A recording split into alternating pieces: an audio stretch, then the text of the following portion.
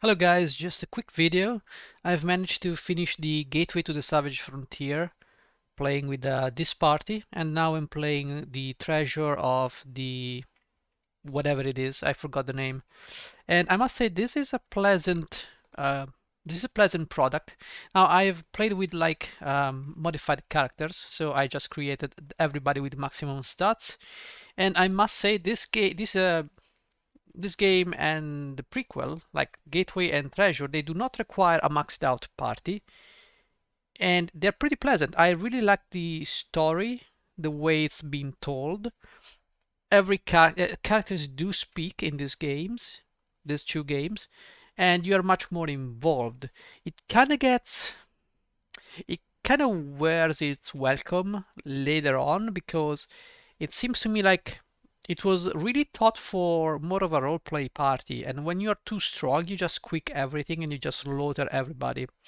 It's a low level adventure between 1 to 7, and it's not particularly like griefing, like playing Pool of Radiance or Champions of Krynn when you got this crazy shit here. No, it's just like maybe you find a couple of mages. They do have Charm Person and they do have Lightning Bolt, but I did not find them to be particularly aggravating. I did not find the environs particularly aggravating. If anything, they were a little bit too tame. Like you always keep fighting Zentil fighters and Kraken guards, and sometimes you fight the occasional monster here and there. And after you breach a certain level, after you reach that level, you just become way too powerful for the game to even stand in your way. The only difficulty I had was during the final fight, because of course that is where they want you to waste your time trying to figure out the solution. Basically, you have three fights. You have to, well, not really three. You have a series of fights, and you have to move on the battle map. Oh, let me keep playing, by the way. And you have to move in the battle map, not like this. And you need to exit from one of the four directions. And you've got to basically figure out where the mean bad villain is and just kill him. Now we've got Turn Dead here. Turn Dead just works, as you can see. And yeah, it's been a pleasant experience compared to the... Oh, an old man has been tied up here and left at the mercy of the monster in the area. Is the weak and thirsty to speak. Help him. Amri unties the man and gives him water. He recovers, and before he goes on his way, record what he tells you Journal 39.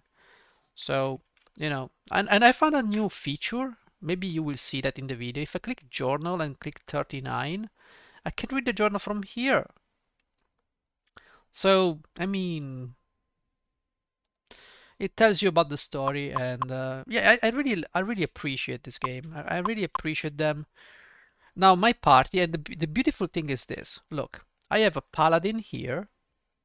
I do have a fighter thief. The beautiful thing is the second game, has a level cap of like I think 12. So for a cleric it's like 10. They don't want you to go at 11 to get the level 7 spells, I think. So they want you to stay at level 10 with the cleric. You have level, I think it's 11 as a magic user. I might be wrong though. You don't get delayed blast fireball. And you have like level 12 fighter and thief, things like that. So you can play a lot, and this is with the races, and this is what I did. So I wanted each of every single race, but I didn't get the genomes and halflings because those I think are quite broken, honestly, with the racial level restrictions. Even with a cap of level 12, genomes and halflings they just fall apart. But I think in this game they could work.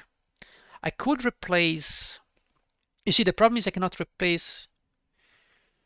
I got a paladin and a ranger, and then I got a full-fledged cleric. I could replace the cleric, you know, with like a genome or halfling to get most of the races. And then I would have to replace either the ranger or the paladin, but then I would miss a class just to get what? basically ranger halflings and genomes are basically the copy of each other. There is not much else to say.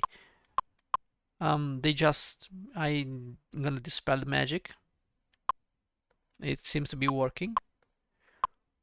And what is there?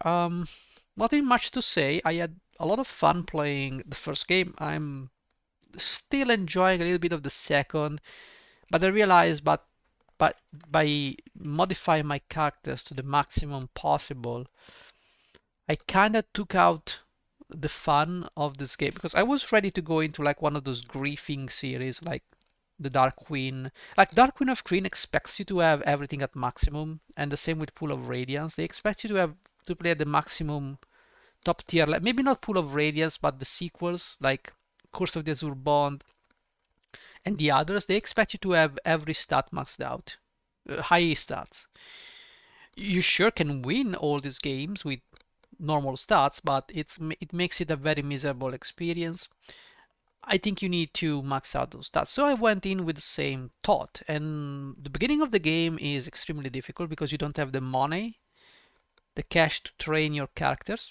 Later on, you'll have plenty of money, but in the beginning, you just don't have the cash. So I had to farm a little bit in the tavern by killing people just to be able to train the priest. The priest gains a level immediately, but it's going to be capped at level 5. So, no, level 6, sorry. So at level 6, the priest is going to be capped. It's going to get there soon, very soon. And that's the problem. And you're going to be standing still with someone that is basically capped for half of the game. Anyways, I managed to make a fighter magic user thief, and I managed to actually use an half elf. This is an half elf. Cleric, fighter magic user. She's gonna cap at level 5 cleric, she's gonna cap out at level 8 mage, I think, and she's gonna cap at level 7 fighter because she has 17 strength. It's either 7 or 8, I don't remember. But I would say for the difficulty that this campaign is set on, I think it's fine. You got enough spells here. Like we got Fuego, this is the best spell we're gonna get. And we also got Ice Storm, which I need to memorize, but I didn't get around to it. But that's the best you can get. And I think this game allows for a lot of a combination of classes. This and Treasure. Obviously, this is Treasure. I can, let me save here and come save yes, quit to DOS. I'm gonna launch the other game. So I'm just gonna show you. The Gateway to the Savage Frontier, we're gonna launch this. And I'm gonna show you my save. It's a very beautiful game. You can tell it's a different team that handled this game. So this is where I did end the playthrough. I did not record this, obviously I was playing on my own time. So you start in Yantar and that's where you end the game, if you want. And this is the map, you can see it on the right. This is the whole map. You go to Nesme and then Silverymoon, Everland, and then you go all the way to Neverwinter. Port Lascan, go to the Isles or something. I never went to the Neverwinter Wood. That's probably something, but I don't think so. And then you go to Secomber, Loudwater, and Lork. And then you go Sundabar, Ascor. Actually, Star Mounts. And then you go Sundabar and Ascor. And then you finish the game. It's very pretty, very fun. As you can see, the cleric is capped at level 6. She's got like 100,000 more experience. I don't know what to tell you. The game is not generous with the loot, but later on when you fight Shambling Mounts, you get to humongous amounts of armor class. Because the Shambling Mounts, they all have these +3 plate mails. They give you +1 shield. And then you can get the Cloak of Displacement and Iron Stone from the Zentils. So you get an additional layer of protection. As for magical items, there are not many magical items. There are a few named ones. Like for instance, yeah, even this +2 longsword is supposed to be your sword. This is your item that gets stolen in the beginning, so you get it back. It's just a +2, but you get a. The stuff is from okay. This is from the final monster. The final boss gives you this stuff. and it's not gonna carry on to the next game. You don't have a +5 or a +5 shield. So you're gonna lose those things. I think we have it somewhere here. There is an Elven Longsword +2 versus Undeads. But I think we also have, okay, the Wand of Defoliation, which is essential in dealing with the shambling mounts. What are the named items? We have a +3 Sword of Stone Cutting. This sword deals double damage against golems made of stone. We have, what is my stuff? Honestly, what did I just throw it away? I think I just threw away the stuff. Yeah, we have the +1 Sword of Icewind Dale, and then we have a +1 Armor of Cold or Freeze something, which is more freeze resist, which I don't know what's the point of it. Oh, it's fire resist, sorry. I don't think there's anything else named specifically.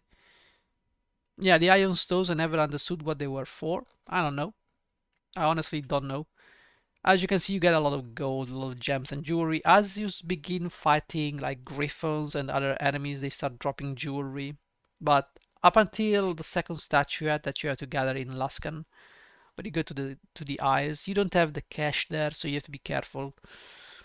Other than that, I had a pleasant experience. I'm enjoying my time with the sequel, and yeah, I don't think I'm gonna make a playthrough of this one soon because I told you about Baldur's Gate 2. But if you prefer to see this game or maybe the Pool of Radiance, Tetralogy, let me know and I will change the schedule. I will just start playing this one or Baldur's Gate, depending on which one you like, after we finish Wizardry 8. So yeah, that's all I wanted to update you on. And yeah, this is how, see, these games are how you make Dungeons and Dragons. It's not much about maxing out your characters. You can play any race you want. You're still gonna be coming up on top of the enemies. Sure, it's gonna be more difficult, indeed. But even with these modified characters, I did not struggle once. Like, I just murdered everything and everybody. Like, you have no idea how easy this game is and feels, with the exception of the last fight. I did not have to reload once. Well, maybe once when I went to Sandabar and or somewhere, and I had to face like 6 Medusas, and they just party wiped. Like, I didn't have any silver mirrors, so they party wiped me. But I was not supposed to go to Sundabar. I was just exploring. But there were really literally no difficult fights. I just killed everything, and that's how it's supposed to be. It's not difficult, like griefing fights, like on a level draining undeads, mages coming pre-buff with every possible single buff in the earth. Initiative was almost a non-issue. Well, with maxed out characters, I won initiative most of the times. But even then, and it makes sense. You can do a lot of things. One flaw this game has and the sequel, everything that is not a main location, like you enter a residence, you find enemies, the game goes, you see the furniture is something strange and it's moving, and there's a fight with something.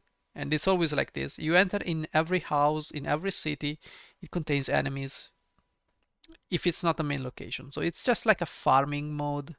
Like, you have the one spot you have to go, everything else is just experience that needs to be collected by your party. That's the only downside. The game does not recognize that you have cleared out areas. Like, you have to clear the gardens of enemies in Neverwinter. You clear those gardens, but the game doesn't recognize you clear the gardens. You just go there, collect experience, and move on. So that's it. But I'm really enjoying my time. In the second game, there is a romance option, and whether you're a male or a female, it gives you a different character to romance. But that's it. Thank you guys for watching. I'll see you in the next video. Bye bye.